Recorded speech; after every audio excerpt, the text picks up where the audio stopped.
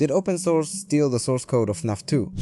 Well, quick answer no, or well, maybe yes, and it's a bit confusing to explain, but we'll clear it up in a short time. I'll even set a timer. Well, let's get started. When they announced that Fisnum would join the FASBF, he did a sort of Q&A, and this is where we'll get the information from. Very valuable information. First, he starts with the question, what is his role going to be within the FASBF fanverse, which we all know is in FNaF Plus, but in the second question, we start with open source.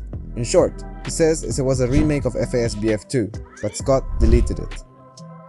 However, Scott was still impressed with Fisnum's work, but apparently they started talking about his integration into the initiative with an official remake of FASBF 1. Which brings us to the third question. What happened to open source? Or what will happen? Well, it won't be released, but pay attention. In the tweet it says that this is especially because of its open source nature, which by the way its name says it all.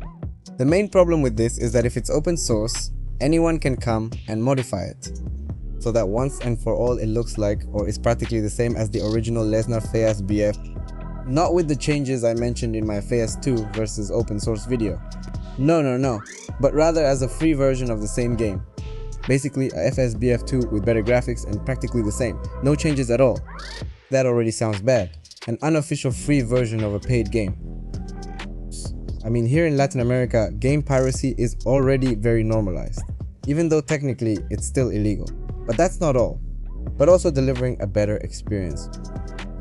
Why would we buy FASBF 2 if we already have a game that's practically the same but with better graphics and also free? It's just logic. So there's your reason for cancellation. However, the good news is that open source, despite being a very good recreation of FASBF 2, does have its differences. This, in Fisnum's words, was just a test of the engine, referring to Game Maker Studio 2, and that this has opened up the possibility for the new reimagining of FASBF 1, that is, FASBF Plus. So yes, you could say it ended well up to a certain point. We don't have open source, but we are going to have FASBF Plus in the future. And I really hope it finally comes out already. And I also hope this has been enough proof, and that Fisnum didn't steal anyone's source code, as I've read in some comments.